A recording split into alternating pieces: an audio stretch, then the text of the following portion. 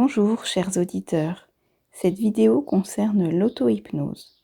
Premièrement, l'intérêt de se mettre en état d'hypnose volontairement et de manière autonome. Et deuxièmement, le développement de 3 techniques d'auto-hypnose. L'hypnose est un état naturel à mi-chemin entre la veille et le sommeil. Chaque être humain passe en état d'hypnose naturellement, quotidiennement, sans forcément s'en rendre compte.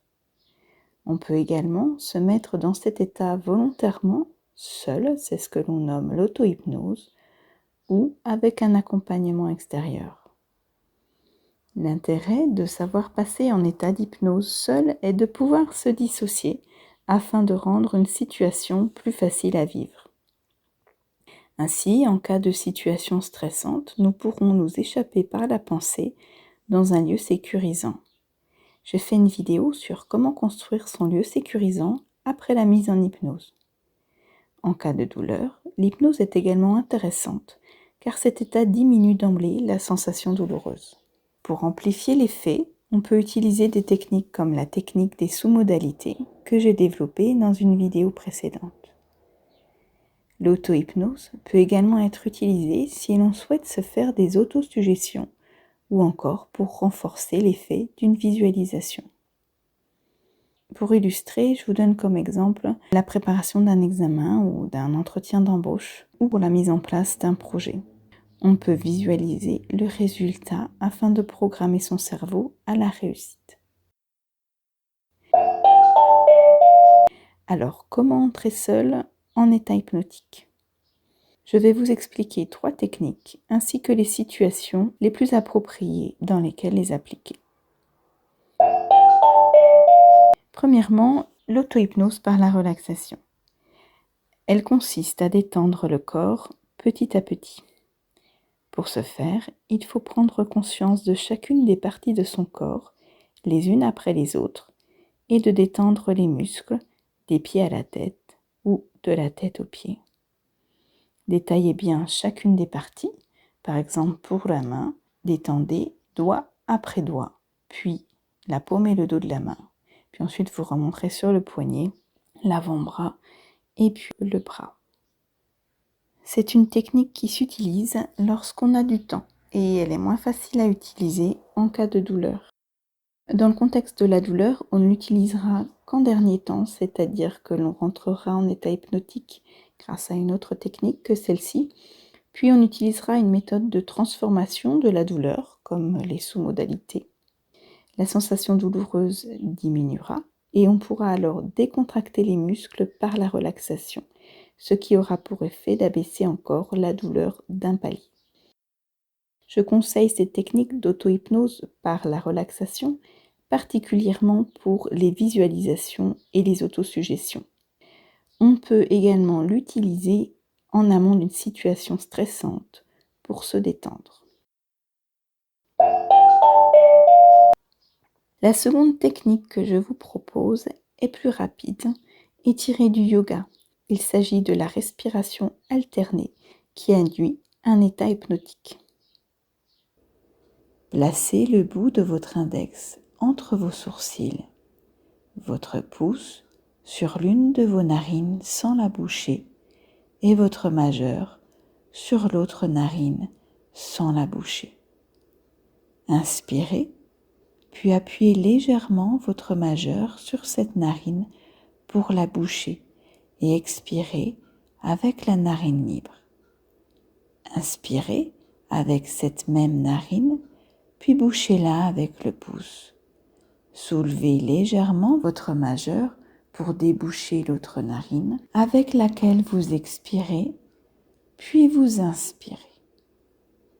Bouchez cette narine avec le majeur, soulevez votre pouce pour expirer et inspirer. Bouchez votre narine avec le pouce, puis soulevez le majeur pour expirer, puis inspirer. Bouchez cette narine avec le majeur, soulevez le pouce pour expirer, puis inspirer. Bouchez cette narine avec le pouce, Soulevez le majeur pour expirer, puis inspirer. Continuez cette respiration alternée à votre rythme. L'alternance de mouvements et leur synchronisation nous oblige à rester concentrés et créer une diversion. Cette technique d'auto-hypnose peut donc être intéressante en cas de stress, sauf pour les personnes qui ont des angoisses en lien avec la respiration. Elle peut être utilisée avant une visualisation, avant des autosuggestions et en cas de douleur, à renforcer par une technique donc de gestion de la douleur, comme je vous disais précédemment. Et puis pour cette troisième et dernière entrée en auto-hypnose, je vous propose d'utiliser la visualisation et l'imaginaire. Vous allez vous rendre par la pensée sur une plage, si ce milieu est agréable pour vous, et utiliser vos 5 sens. Vous commencerez par regarder autour de vous chacun des éléments, ce qu'il y a au sol, le paysage, la couleur de l'eau, le temps qu'il fait. Puis passez à la température, la météo, puis ressentez l'air marin sur votre peau, son odeur. Sentez la texture du sable sous vos pieds. Puis déplacez-vous toujours par l'imagination. Rendez-vous au bord de l'eau. Peut-être retirez vos vêtements. Placez-vous là où le sol est mouillé et où les vagues arrivent toutes douces. Écoutez le son des vaguelettes. Ressentez l'eau et sa température lorsqu'elle arrive sur vos pieds. Puis regardez-la, écoutez-la se retirer. Détaillez les bulles, détaillez la couleur du sable. Prenez le temps de développer chacun de vos sens. Et ça y est, vous êtes en auto-hypnose. Vous pouvez rester dans ce lieu si vous souhaitez simplement vous détendre. Vous pouvez également l'aménager pour vous sentir en pleine sécurité et l'utiliser alors comme un lieu sécure, qui est un lieu que vous pourrez rejoindre lorsque vous vous sentez stressé. Et puis, puisque vous serez en hypnose, vous pouvez donc faire des autosuggestions. En résumé, nous avons vu dans cette vidéo 3 techniques d'auto-hypnose.